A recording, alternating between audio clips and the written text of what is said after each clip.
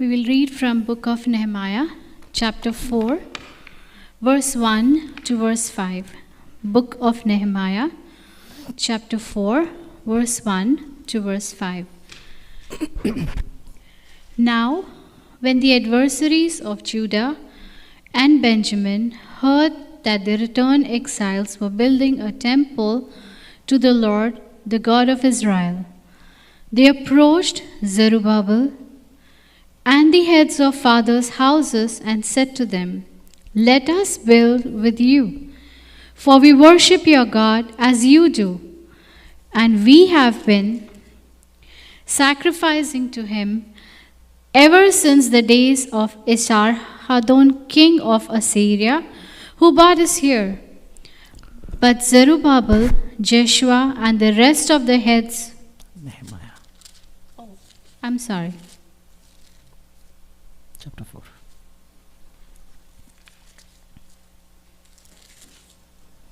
First 5 verses. I'll read it again. It's Nehemiah chapter 4, verse 1 to verse 5. Now when Sanballat heard that we were building the wall, he was angry and greatly enraged, and he jeered at the Jews, and he said in the presence of his brothers and of the army of Samaria, "What are these feeble Jews doing? Will they restore it for themselves? Will they sacrifice? Will they finish up in a day? Will they revive the stones out of the heaps of rubbish and burn ones at that?"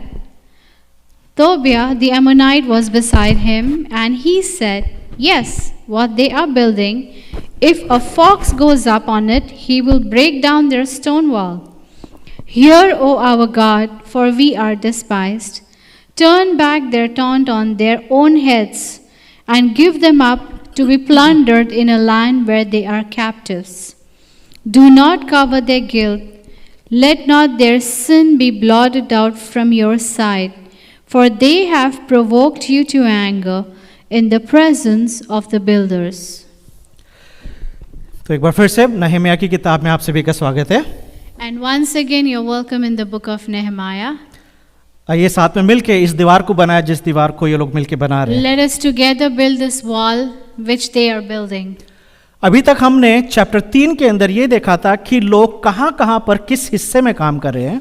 So far till chapter 3, we noticed and found out which all locations and what kind of people are working together.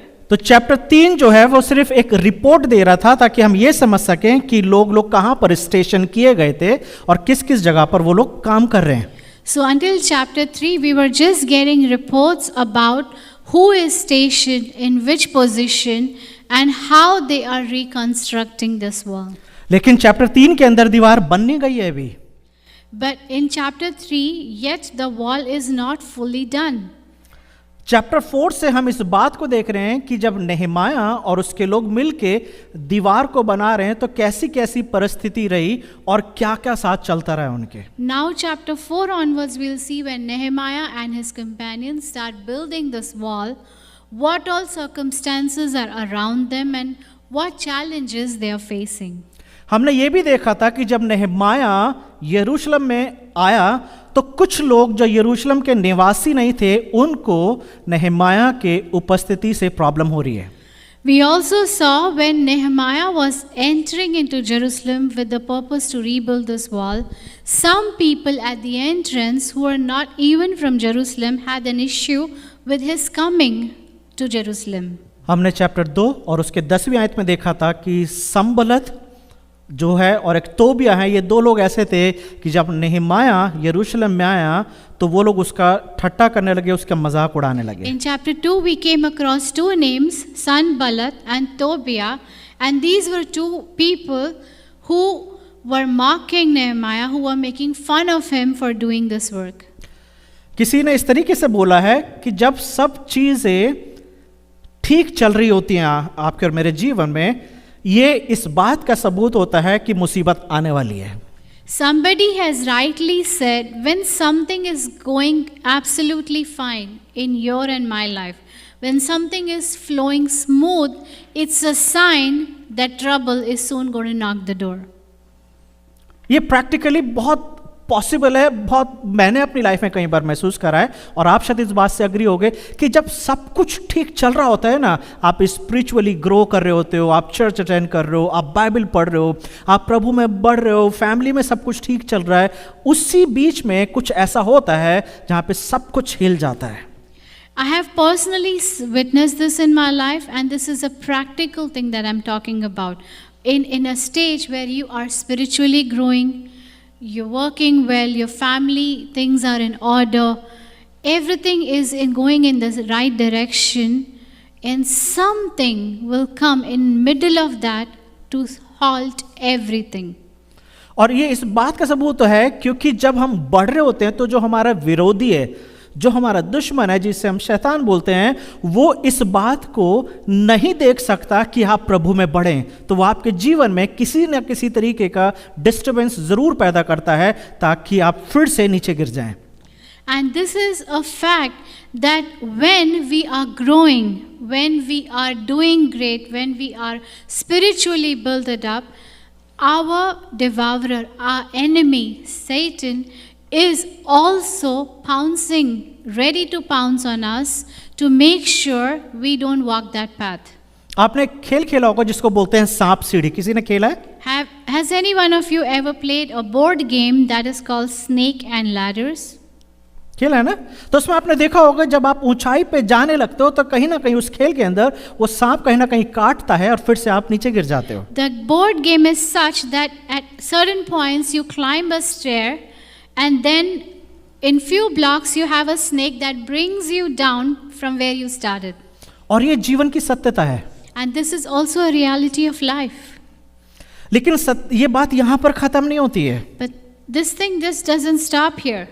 क्योंकि हमें ये सीखना है, हमें ये देखना है कि आप और मैं क्राइसिस को कैसे हैंडल करते हैं। But things don't stop with you getting down. What you and I have to learn is how to handle these crises. नेहमाया और इसके लोग किस तरीके से इस परेशानी को हैंडल करने वाले हैं जो उनके सामने आ रही है। How Nehemiah and his team is going to handle this crisis that is approaching their way. जो मैंने आज सरमन को टाइटल दिया, उसका टाइटल है लड़ाई के दौरान निर्माण। The title that I have for today's sermon is Building During the Battle. लड़ाई के दौरान निर्माण। Building during battle. कैसे कोई जना दो चीजें कर सकता है? How can somebody do two things? लड़ाई में भी पार्टिसिपेट कर रहा है और निर्माण भी कर रहा है। That you are also reconstructing and you're also fighting. किसी ने बड़े सुंदर तरीके से कहा है Somebody has said this very beautifully. कि आप जिस तरीके से परिस्थितियों को हैंडल करते हैं उसमें आपका चरित्र दिखाई देता है। Somebody has said this very rightly, that the way you handle extreme situation, the way you handle opposition, it actually exposes your character. आपने कभी टी बैग देखा है ना, जो गर्म चाय, जो टी बैग जो चाय बनाते हैं पीते हैं? Have you ever seen those tea bags? जिसे गर्म पानी में डालते हैं। The one that is dipped in hot water. जैसे ही वो टी बैग गर्म पानी में जाता है उसका कलर निकलता है। The moment it's dipped in hot water, it starts changing color. आजकल तो ग्रीन टी का ज़माना है, ग्रीन टी है, बहुत सारी तरीके की चाय है, लेकिन जब उससे आप गर्म पानी में डालते हैं तो उस बैग में से कलर निकलता है। These days it's trend of green tea, but whenever you immerse a tea bag in a hot or boiling water, you will see change in the color of the water. और किसी ने ये भी बोला है कि मसीही लोगों का जीवन कुछ इसी तरीके का है, उस टी बैग की तरह। And somebody's quoted this, that the Christian life is just like that tea bag. हमारा सही चरित्र तभी दिखाई देता है जब हम क्राइसिस में होते हैं। Our true character is revealed when we are in crisis. क्योंकि जब हम परेशानियों में से जा रहे होते हैं तब हमें ये देखना होता है कि क्या मेरी पहचान मसीह में है या मेरी पहचान मुसीबत में है। Because when we go through these crises, we have to make a decision, because it says whether my identity is in Christ or it is in my crisis. कहां पर आपकी पहचान छुपी हुई होती है, ये इस बात पर निर्भर करता है कि आप परेशानी को कैसे हैंडल करते हैं। Where you are immersed or hidden, it shows your character. एक चीज और, जब आपके और मेरे जीवन में परेशानियां आती हैं, ये इस बात का भी साइन होता है कि परमेश्वर आपको ब्लेस करने जा रहे हैं. Another thing is, when you and I face crisis, when we go through something, it is a sign that God is soon going to bless you.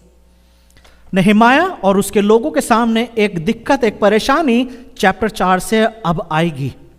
Nehemiah and his team is going to face some challenges chapter 4 onwards. कम से कम chapter 4 से लेके chapter 6 तक 9 बार उनको बड़ी बड़ी दिक्कत और परेशानियों को फेस करना पड़ेगा. 9 बार. From chapter 4 to chapter 6, at least 9 times they will face challenges. और इन परेशानियों में उन परमेश्वर उनको ब्लेस करने जा रहा है, लेकिन साथ ही साथ नेहमाया और उनके लोग किस तरीके से परमेश्वर के इस बल को पाके अपने काम को करते हैं, ये बहुत ही काबिल तारीफ है. And when they go through these challenges 9 times, how they are going to overcome these crises and how God is going to bless them through these crises, these things we will see. तो आज जैसे हम देख रहे हैं chapter 4 5 से लेके 5वीं आयत तक, ये इनके ऊपर पहली घटना घट रही है. And from in chapter 4 from verse 1 to verse 5 is the first incidence. किसी ने बड़े अच्छे तरीके से बोला है कि कुछ लोग इतने बहादुर होते हैं कि जब उनको गोली मारी जाए तो वो खड़े रहते हैं बहादुरी से, वो डरते नहीं हैं. It is said that some people are so brave and courageous, when a bullet is shot at them, they don't shake, they stand still. लेकिन जब उनका मजाक उड़ाया जाता है तो वो गिर जाते हैं. But when they are mocked, they fall off. बहुत कम लोग होते हैं कि जब वो उनकी निंदा होती है या उनका मजाक उड़ाया जाता है तो वो लोग उस बात को सह नहीं पाते हैं. Very few people, but there are people when they are mocked or made fun of, they cannot handle it. Shakespeare ने बोला है कि मजाक उड़ाना जो होता है एक तरीके से ऐसी गोली होती है जो पेपर की बनी हुई होती है, जो सीधा दिमाग पर अटैक करती है. Shakespeare has quoted this, that for some people ridicule or mocking is like paper bullets being pierced in their brains. अगर आप परमेश्वर के नाम से सताए गए हो या सताए जाते हो तो आप किस तरीके से इस चीज को फेस करते हो? If you have been mocked because you are in the Lord or because you are serving God, how do you handle this? शुरू से जब से आप बाइबल पढ़ेंगे आप ये देखेंगे परमेश्वर के लोगों को सताया गया है, उनका मजाक उड़ाया गया है, लेकिन किस तरीके से उन्होंने इस चीज को हैंडल करा है, ये बात आपको और मुझे सिखाती है कि जब हमारे सामने चैलेंज आए तो हम तैयार पाए जाएं. The whole Bible is evident of God's people being mocked time and again, being made fun of, and we have seen how evidently they have stood these trials. So you and I, when we face this, we have to stand the trial. आपको पता है जब नूह जो था, जब ship बना रहा था तो लोग हंस रहे थे, वो कह रहे थे हमने तो बारिश भी नहीं देखी है, लेकिन ये एक जहाज बना रहा है, ये कहाँ पे चले गए जहाज, और वो उसकी ठट्टा उड़ा रहे थे, उसकी निंदा कर रहे थे, लेकिन नूह जो था वो अपने काम को करता रहा. You remember when Noah was making the ark, people were laughing at him, making fun of him, saying, "We have never seen rain. Where is this huge ark going to float?" Everybody was mocking him. Elisha के बारे में लिखा हुआ है कि कुछ बच्चों ने आके उसको चिढ़ाने लगे, उसको कुछ बोलने लगे. For Elisha, it is said that kids were mocking him, they were making fun of him. परमेश्वर के जो भविष्यद्वक्ता हैं उनका कई बार सताव किया गया, उनकी मजाक उड़ाया गया कई बार. Many prophets of God have been mocked or have been made fun of.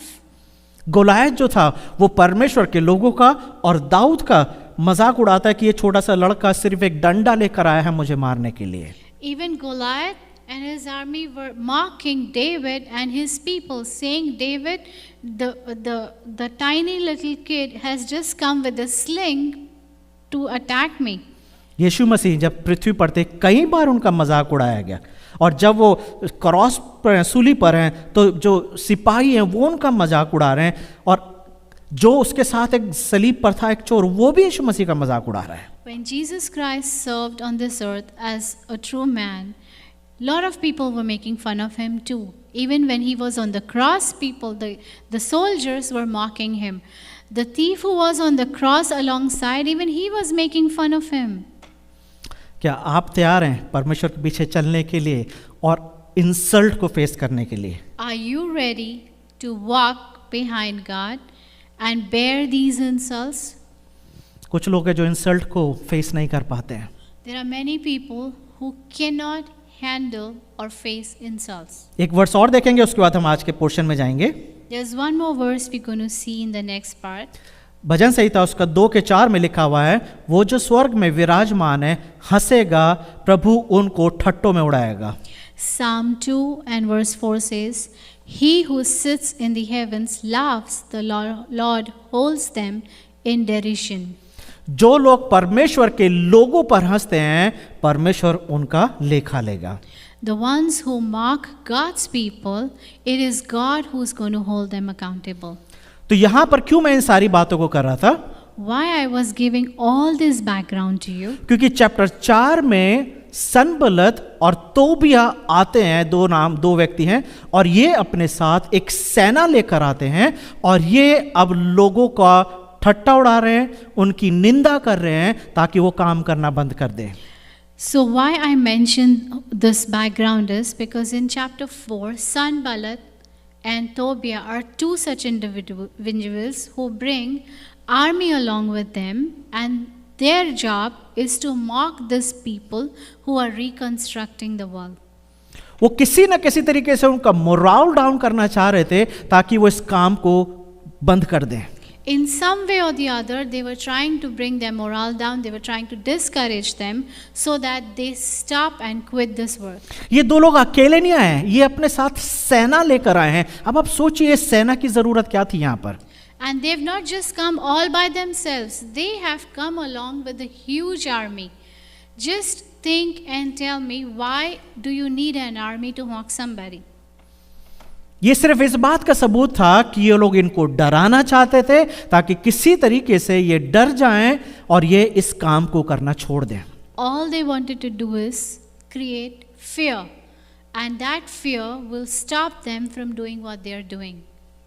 क्या परेशानी है इन लोगों की? What is their problem? जब तक यरूशलेम ऐसे ही उजाड़ पड़ा हुआ था, उसके पर आसानी से अटैक किया जाता था, तब तक इन्हें प्रॉब्लम नहीं थी. लेकिन अब जब यरूशलेम बनने जा रहा है, परमेश्वर की महिमा के लिए तैयार किया जा रहा है, अब इन लोगों को प्रॉब्लम हो रही है. So far, it was in ruins. The walls were fallen down. It was broken. And these people had no problem with Jerusalem.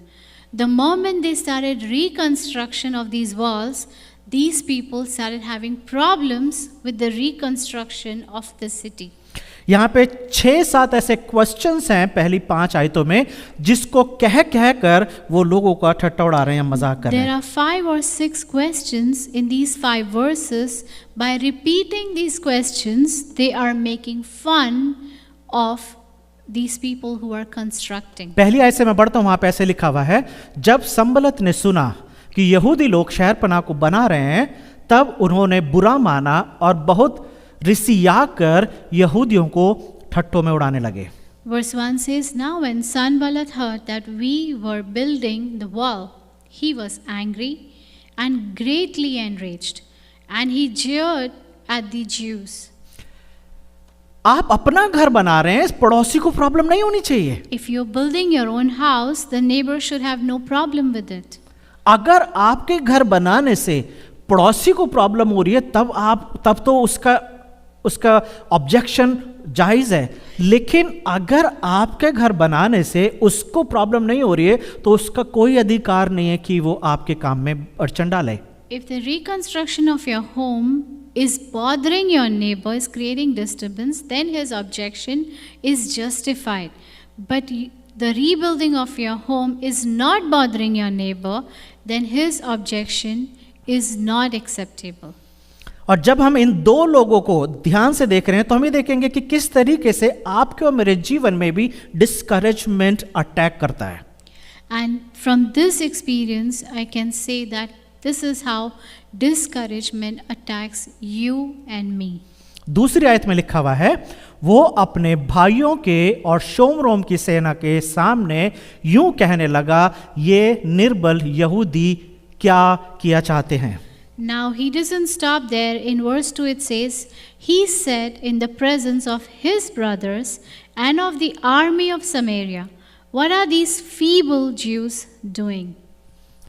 पहला अटैक First attempt. नेहमाया के ऊपर नहीं है, The attempt of Mark is not on Nehemiah. लेकिन उस आम जनता के ऊपर है जो काम कर रहे हैं. The attack is on the workers who are building up. क्या बोल रहे हैं वो उन लोगों को? What is he saying? ये कमजोर यहूदी क्या कर रहे हैं? What are these weak Jews doing? आपको क्या लगता है कि जो लोग अपने काम को कर रहे हैं उनको ऐसा बोला जा रहा है, उन्हें कैसा लग रहा होगा?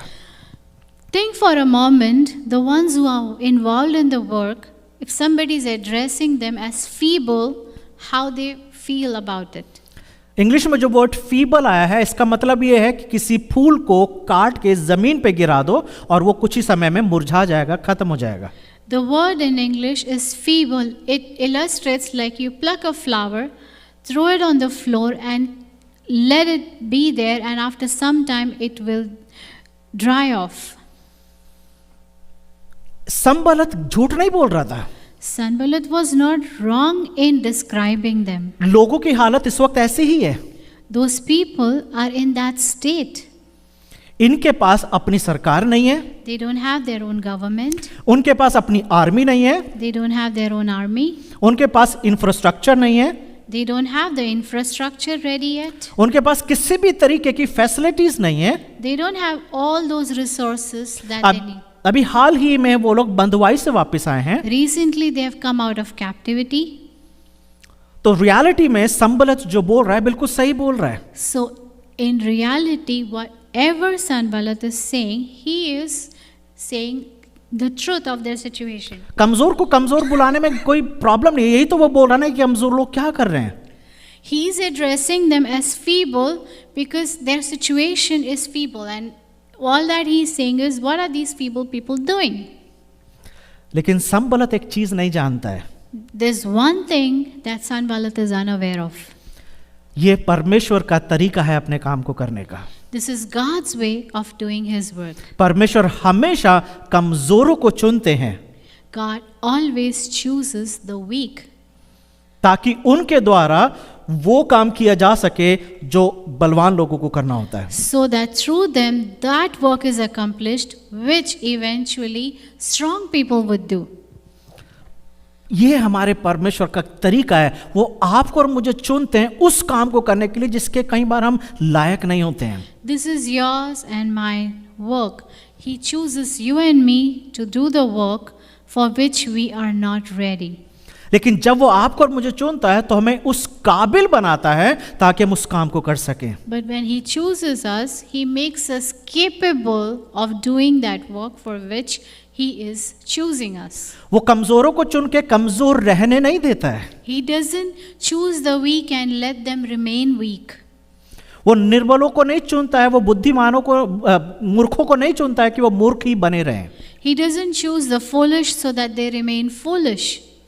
आपको याद होगा प्रेरितों के काम में आपने ये चीज पढ़ी होगी You must have read this in the book of Acts. कि जब यीशु मसीह उठा लिए गए और चेलों को यहूदियों ने पकड़ लिया, When Jesus' ascension took place and the disciples were caught, पतरस और यूहन्ना जब प्रचार कर रहे थे तो यहूदी लोग ये बोलने लगे, ये लोग तो कभी स्कूल नहीं गए, ये ज्ञान की बातें कैसे कर सकते when हैं. Peter and John were arrested, the crowd started saying, these people never even got any education. How are they preaching so well?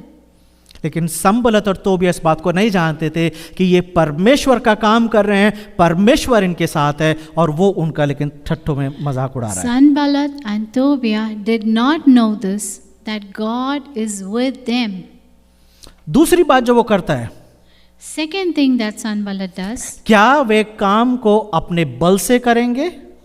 second thing he questions, okay, will they restore it for themselves? क्या वे इसे पुनः निर्माण कर देंगे? Are they going to reconstruct it? आपस में बात कर रहे हैं और मुझे ऐसा लगता है कि जब संबलत ने ये बोला होगा तो सेना जोर से हंस रही होगी. They are talking amongst themselves, and I feel when the army is hearing Sanballat, they must be laughing and mocking these people. मुझे नहीं पता कि अभी आपने ऐसा एक्सपीरियंस करा है आपके घर में, आपके पड़ोस में, आपके कॉलेज में, आपके काम करने की जगह पर, जहाँ पे लोग आपके काम को देख के हंसते हैं या आपका मजाक उड़ाते हैं. I'm not sure if you have ever experienced this, where people at your workplace, in your family, in your friend circle, in your neighborhood, or in your known circle, has ever laughed at you or mocked you because of your faith. यहाँ पे देखिए ये लोग क्या बातें कर रहे हैं, जब इनके ऊपर हंसा जा रहा है किस तरीके से रिएक्ट कर रहे हैं. Just see when people are mocking them, how they are reacting. तीसरा सवाल जो वो इसके ऊपर उठा रहे हैं, Third question that they are raising on this team of Nehemiah, क्या ये बनाकर, इस दीवार को बनाकर यहाँ पे बलिदान देंगे? that will they rebuild these walls and give sacrifice here? किसका मजाक उड़ा रहे हैं ये लोग? Whom are they mocking? बलिदान किससे जुड़ा हुआ है? With whom is sacrifice connected? लोगों से नहीं जुड़ा हुआ है, Sacrifice is not about people. ये परमेश्वर से जुड़ा हुआ है. Sacrifice is related to God. तो वो किसकी निंदा कर रहे हैं? Whom are they mocking? उन्हें इस बात का नहीं पता कि वो परमेश्वर की निंदा कर रहे हैं. They are completely unaware of the fact that they are actually mocking God. क्योंकि क्यों शहरपनाह बनाई जा रही है? Why is this wall being reconstructed? ताकि मंदिर के अंदर आराधना फिर से शुरू हो सके, So that the worship begins back again in the temple. ताकि जानवरों को बलिदान करना शुरू कर सके जो लय व्यवस्था थी. As it was in the book of Leviticus, they wanted to reinitiate the sacrifices through which they can worship God. ताकि इस काम के द्वारा परमेश्वर को महिमा मिल So सके. that doing this according to the law, they may glorify God. तो इसका मतलब ये है कि ये लोगों की निंदा नहीं कर रहे हैं, ये परमेश्वर की निंदा कर रहे हैं. Which means they are not mocking people, they are mocking those acts that are about God. चौथा question, Fourth question here is, ये वो क्वेश्चन है जिनका जवाब वो नहीं मांग रहे, लेकिन आपस में एक दूसरे से बात करके इनके ऊपर हंस now रहे थे. these are questions for which they are not asking answers from these people. They are quoting these questions to make fun amongst themselves. दूसरी ही आयत में चौथा सवाल ये है, क्या वे आज ही इस काम को निपटा देंगे? Next question is, will they finish up in a day? आपस में ही बात करें, क्या वो आज ही खत्म कर देंगे इस काम को? They are talking amongst themselves. Are they going to finish this whole thing in a day? हो सकता है कि वो इतने एक्साइटेड थे काम करने में, दीवार के साथ सारे लोग खुशी से, ईमानदारी से काम कर रहे हैं, और वो किसी न किसी तरीके से उनको डिस्करेज करना चाह रहे हैं और बोले क्या तुम आज ही सारा काम खत्म कर दोगे? It's like they are focused on doing something, and these questions are going into their ears, and this is to discourage them whether they're going to do this by today, end of the day. चौथा question, दूसरी ही आयत, एक last question, पांचवा question जो दूसरी आयत में लिखा हुआ वो है, क्या वे मिट्टी के ढेरों में के जले हुए पत्थरों को फिर से नए सिरे से बनाएंगे? And then the fifth question is, will they revive the stones out of the heaps of rubbish and burned ones at that? क्योंकि जब वो इस्राएली लोग जब दीवार बना रहे थे तो वो उसी पत्थरों को उठा रहे थे जो जमीन पे गिरे हुए थे, जो टूटी हुई दीवार के हिस्से थे, उसी को उठा के वापस लगा रहे हैं. तो वो उसी काम को कर रहे हैं, लेकिन सनबलत और तोबिया यही बोल रहे हैं कि क्या इसी को यूज करके एक अच्छी मजबूत दीवार बना देंगे क्या? So now these workers, this team is using the same rubble, the same stones that was lying there when the walls fell down. And looking at those scenes, Sanballat and Tobiah are saying, are they going to use the same material and build a strong wall? वो सीधा सा ये बोलना चाह रहे हैं कि आपके पास अच्छा मटेरियल नहीं है, आप अच्छा काम नहीं कर सकते हो, इस बात को वो कह रहे हैं. All they are saying is, you don't even have enough resources to build a strong wall that has fallen down. तीसरी आयत में अम्मोनी तोबिया भी आता है और तोबिया भी कुछ और बोलता है. And now in verse 3, Tobiah also comes in and joins, and he says something. वो बोलता है जो कुछ ये बना रहे हैं, यदि कोई लोमड़ी भी उस पर चढ़े तो वो उनकी बनाई हुई पत्थर की शहरपनाह को तोड़ देगी। And Tobiah is mocking them, saying, yes, what they are building, if a fox goes up on it, he will break down their stone wall. आप देख रहे हैं किसी भी तरीके से एनकरेजमेंट नहीं है इनके लिए। You seeing they are working in adverse circumstances and there is no encouragement around them. आप क्या करेंगे अगर इस तरीके की बातें आपके लिए की जा रही है? What will you do if somebody is going to mock you in your adverse circumstances? आपके घर में या आपके चर्च में कोई आपको अगर इस तरीके से बोलना शुरू करे, Maybe in your family or maybe in your church, somebody starts mocking you like this. कोई आपको ये बोलना शुरू करे आपको तो अच्छे से दुआ करनी नहीं आती है, If somebody just quotes, you can't even pray nicely. या कोई आपको बोले आप बाइबल पढ़ते हो लेकिन समझ में नहीं आती है आपको, Or if somebody says, I can't understand when you read scriptures. कोई आपको ये बोले आप बाइबल पढ़ते हो लेकिन आपको समझाना ही नहीं आता, तो क्या फायदा बाइबल Or पढ़ने if का? somebody says, you read the Bible but you can't even explain it, what's the use or point in reading it?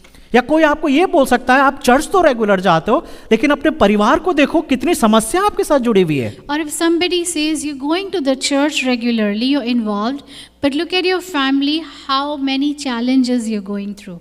कोई आपको ये बोल के डिस्करेज कर सकता है आप चर्च तो रेगुलर जाते हो लेकिन आप देखो आपके ऊपर कर्जा कितना है। Or somebody can mock you saying, बोल you're going to the church regularly, you are involved, but look at the depths you are into. या कोई ये बोल सकता है कि आप तो चर्च रेगुलर जा रहे हो, दुआ भी करते हो, लेकिन आप अपने पति को या अपनी पत्नी को देखो, वो तो कभी चर्च नहीं जाते। Or somebody can mock you saying, you are praying so intensely, you are participating so well in the church, but look at your spouse is not even going to the church.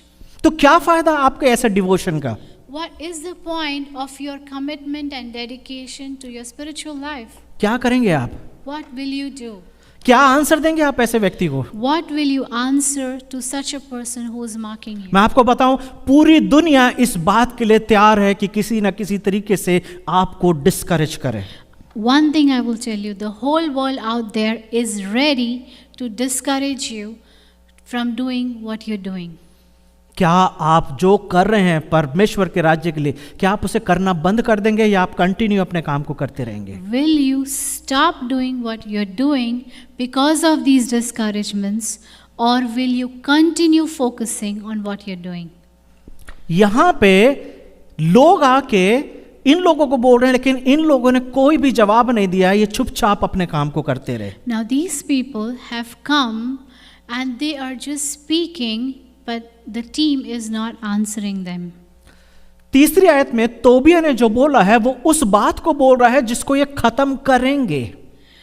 Tobiah comes and comments on that act which they are yet to complete. कल्पना कीजिए वो बोल रहा है कि जिस दीवार को ये बना रहे हैं ये इतनी कच्ची दीवार होगी बनने के बाद कि एक लोमड़ी इसके ऊपर कूदेगी और ये गिर जाएगी। Imagine their hands are right now working on those walls, and Tobiah is commenting what they are building is going to fall off even with the jump of a fox. कुछ लोग सोच सकते हैं कि हाँ ये जो बोल रहे हैं ठीक है तो हम इस काम को नहीं करते। Maybe some people might think he has a point in what he's saying. लेकिन इन लोगों ने अपने काम को बंद नहीं करा है। But these people didn't stop doing what they were doing. क्यों नहीं करा? Why didn't they stop? जो भी कुछ बोल रहे हैं सब कुछ सच बोल रहे हैं। Whatever questions are raised before them, those questions are true questions. नया मटेरियल यूज नहीं कर रहे हैं। They were not using new resources.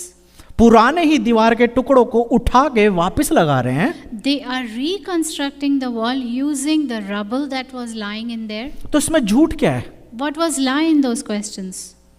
लेकिन इतना सब कुछ सुनने के बाद भी इन्होंने अपने काम को बंद नहीं करा। But in spite of listening to all these things, they didn't stop. जो काम वो कर रहे थे वो उनके लिए बहुत बड़ा था, Because the work that they were involved in was great in their sight. लेकिन उससे बड़ा उनका विश्वास था। But greater than that work was their faith. और उससे बढ़कर उनका विश्वास उस बड़े परमेश्वर पर था जिसने उन्हें इस काम को करने के लिए प्रोत्साहित करा था। And greater than faith was the great God in whom their great faith lied, who was behind all that they were doing. अगर आपका और मेरा भरोसा जीवित परमेश्वर के ऊपर है। अगर आपके और मेरी आंखें यीशु मसीह के ऊपर लगी हुई हैं, फिर चाहे कोई भी कितने भी निंदा करे, गुस्सा आ सकता है, बुरा लग सकता है, लेकिन अगर आप और मैं ध्यान से अपने काम को करेंगे तो हम जरूर उस काम को कंप्लीट कर सकते हैं। You and I, when we are involved in the great work of the Lord, no matter what your use here, you can get frustrated, you can get irritated, you can get angry, you can lose your cool, but these things will never stop your work if you are focused on God. चौथी और पांचवी आयत में नehemiah एक प्रार्थना कर रहा है, सबके सामने एक परमेश्वर यहोवा से बात कर रहा है। 4th and 5th verse, Nehemiah is praying to God.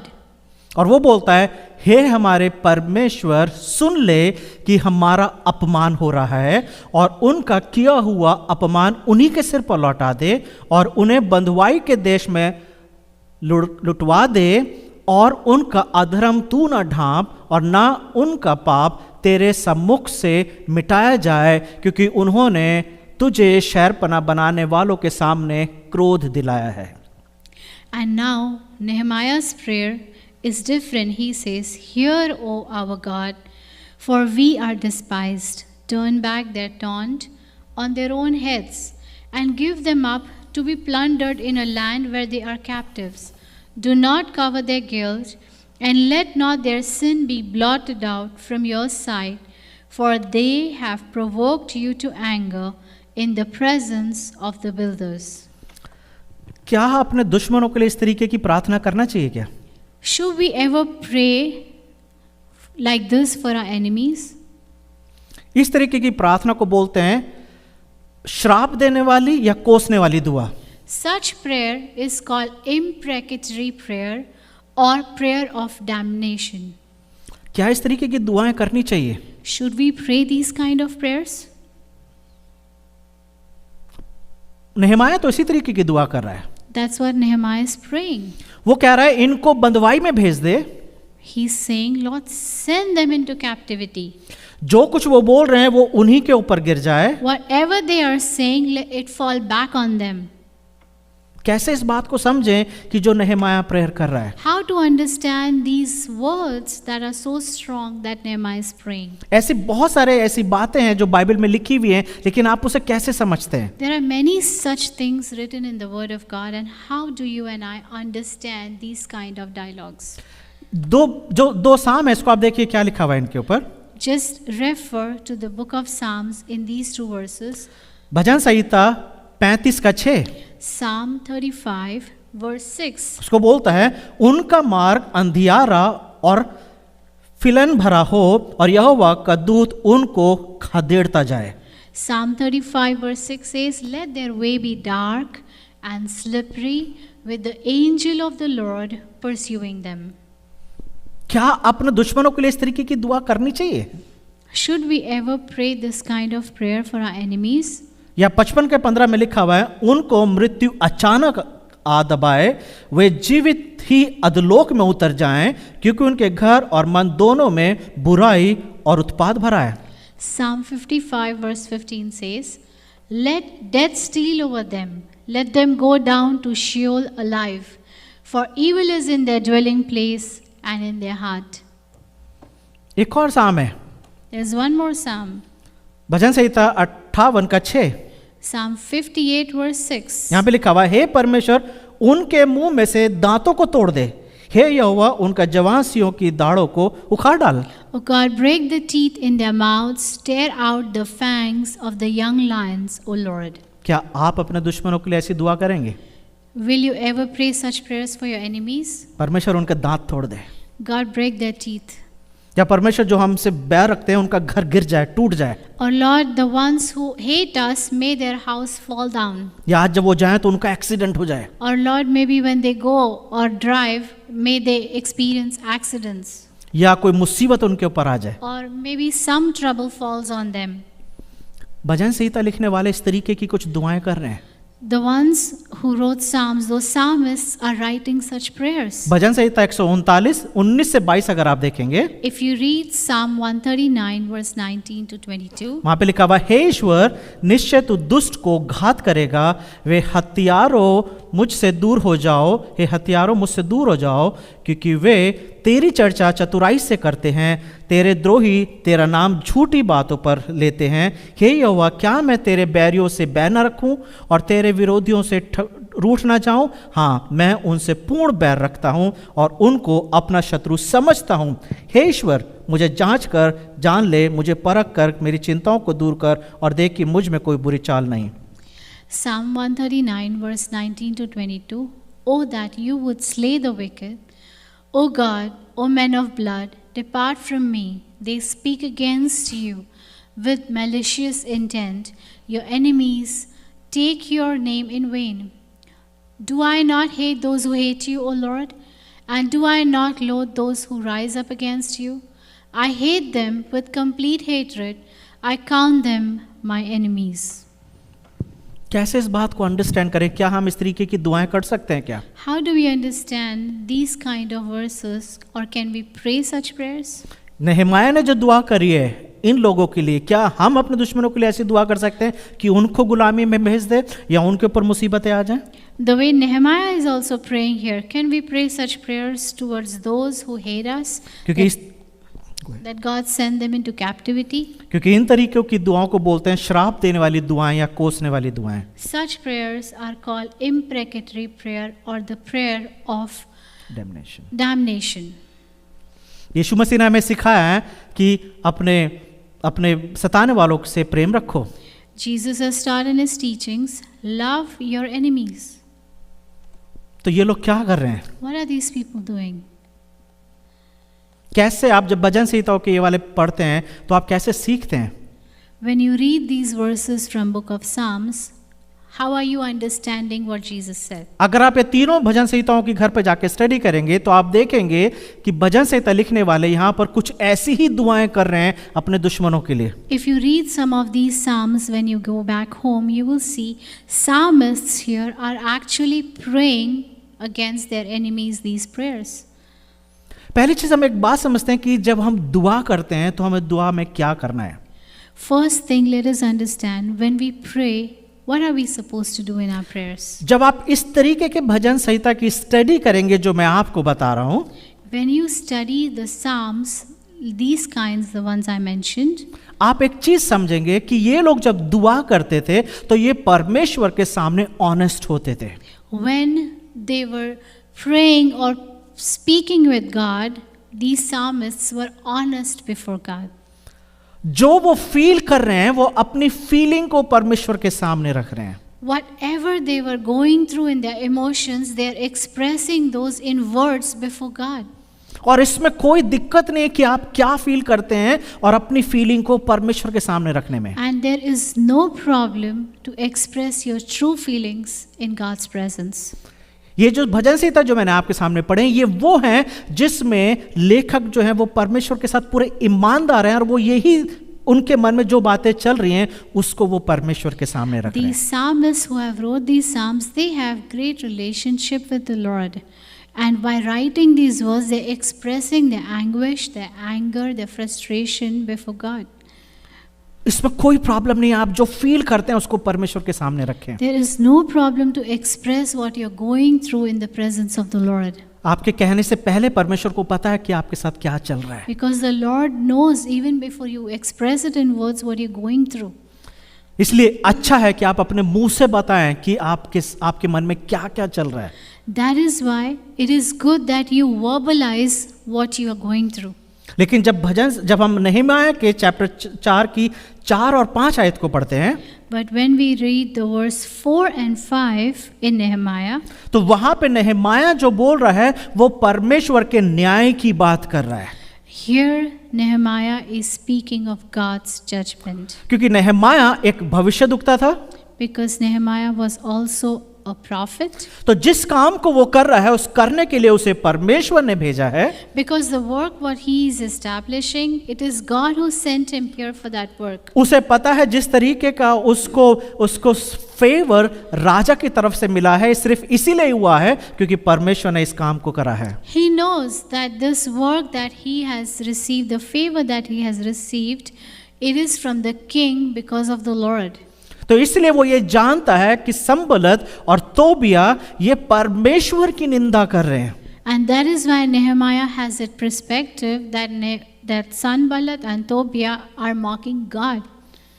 नेहमाया को इस बात को समझ में आ रहा है कि ये हमारी निंदा नहीं कर रहे हैं लेकिन ये परमेश्वर की निंदा कर रहे हैं। Nehemiah completely understands that these people are not mocking us, they are mocking God. तो ये चीज बता के मैं आपको एनकरेज करना चाहता By हूँ। saying this, I want to encourage you with one thing. जब आप अपने जीवन में किसी ऐसे चैलेंज को फेस करें जहां पर आपकी निंदा की जा रही है, In life, ever you face a situation where somebody is mocking you, या आप सताए जाते हैं या आपका तिरस्कार होता है, or you are rejected, or you have been mocked, or you have been put aside, तो आपको याद रखना है लोग आपका नहीं लेकिन आपके परमेश्वर का कर रहे हैं तिरस्कार। you have to remember one thing. People are not rejecting you, they are rejecting God. आपको याद है जब सैमुएल से लोगों ने बोला कि हमें राजा चाहिए, You remember when people were asking Samuel, we need a king. तब परमेश्वर ने उन्हें ये बोला सैमुएल को कि उन्होंने तुझे रिजेक्ट नहीं करा है लेकिन उन्होंने मुझे एक राजा के रूप में रिजेक्ट कर दिया है। God said these words to Samuel. Samuel, they have not rejected you. They have rejected me as their God and king. जब शाऊल कलीसियाओं को सता रहा था और जब यीशु मसीह ने उसे दर्शन दिया तो यीशु मसीह ने उससे बोला है, शाऊल शाऊल तू मुझे क्यों सताता है? When Saul was persecuting churches and God's people, it is God who questioned Saul, asking, "Why are you persecuting me?" शाऊल जो था वो परमेश्वर को नहीं सता रहा था, परमेश्वर के लोगों को सता रहा था। लेकिन जो कोई परमेश्वर के लोगों को सताता है इसका मतलब ये है वो परमेश्वर को सताता है। Saul was not persecuting God, he was persecuting God's people. But God's answer is an evidence that whoever persecutes God's people is persecuting God. इस कॉन्टेक्स्ट में जब हम देखते हैं तो नेहमाया की ये प्रेयर बिल्कुल ठीक थी। In this context, when we look at Nehemiah's words, his prayer is authentic. दो बातें हम सीख सकते हैं। There are two things we can take away. पहली चीज, अगर आप परमेश्वर के साथ ईमानदारी से चल रहे हैं तो परमेश्वर आपको स्थिर करता रहेगा। If you are faithfully walking with the Lord, it is God who will stabilize you.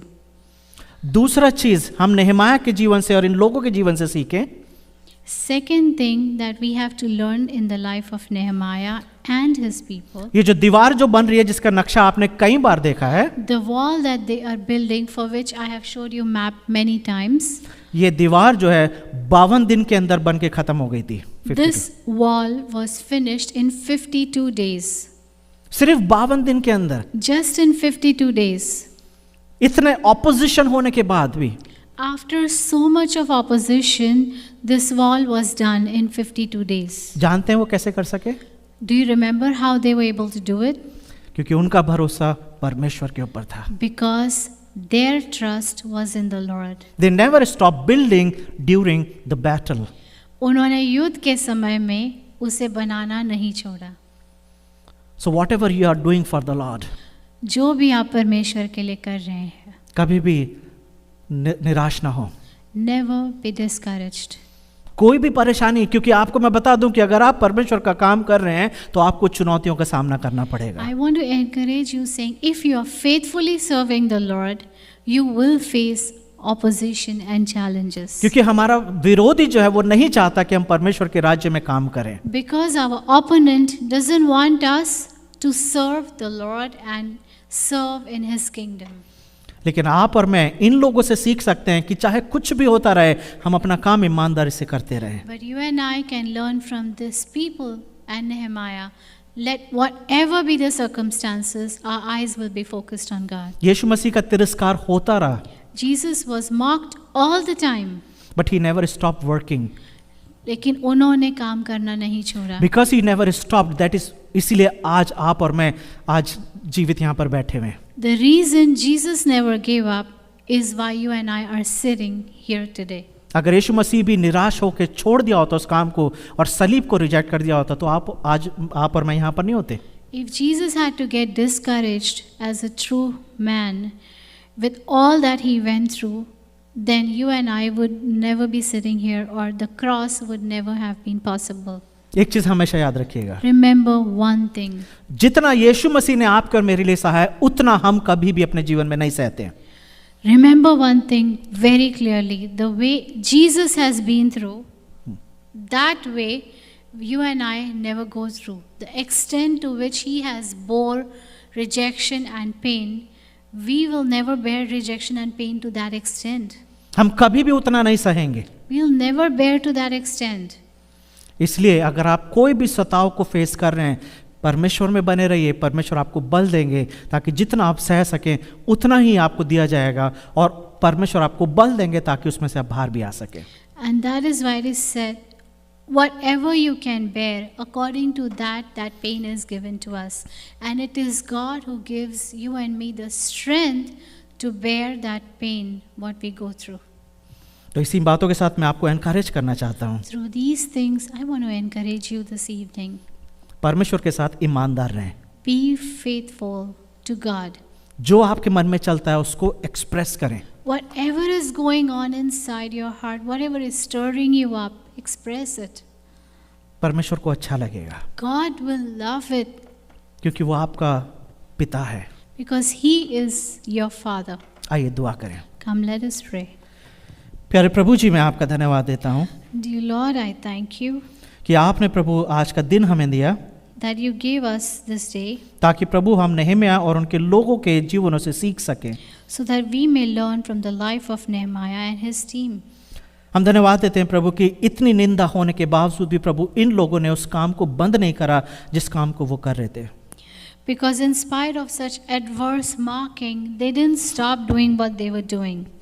और हम जानते हैं आज कितने ऐसे लोग हैं प्रभु जी कि जब उनकी निंदा होती है प्रभु तो वो अपने कामों को छोड़ देते हैं, उस मिनिस्ट्री को छोड़ देते हैं और दुनिया में वापस चले जाते हैं. Because there are many people, Lord, who give up in midst of challenges and circumstances and go back to those roots where they started. कितने ऐसे पास्टर्स हैं, कितने ऐसे इवेंजलिस्ट हैं प्रभु जिन्होंने अपने काम को छोड़ दिया क्योंकि प्रभु वो उस निंदा को उस तिरस्कार को सह ना सके. There are so many people, Lord, who gave up because they couldn't bear those mocks, those taunts, that rejection. हम जानते हैं प्रभु हम कभी भी उतने नहीं सताए जाएंगे जितने यीशु मसीह सताए गए. Lord, we know one thing, that we won't be mocked to an extent to which Jesus was mocked. इसलिए प्रभु हमारी मदद करें So God, help us ताकि प्रभु हम अपने काम को जो आपने हमें दिया है उसको ईमानदारी से करते रहें. so that the work that you have assigned to us, we will do it faithfully. ताकि प्रभु जब हम चैलेंजेस को अपने जीवन में फेस करें तो प्रभु हम यीशु मसीह के बारे याद कर सकें. So Lord, when we face these challenges, we may remember you. ताकि हम देख सकें कि यीशु मसीह ने निराशा को नहीं अपनाया लेकिन प्रभु ईमानदारी से वो उस काम को कर सके जिसके द्वारा प्रभु आज हम बचाए गए हैं. That we may be encouraged, Lord, that Jesus never got discouraged with this mocking and challenge and situations around him, but instead he always glorified his Father. मदद करें प्रभु ताकि हम हमेशा ईमानदार रहें. Lord, help us that we may always be found faithful. यीशु मसीह के नाम से इस दुआ को मांगते We ask this in the matchless name of the Lord. हैं. आमीन. Amen.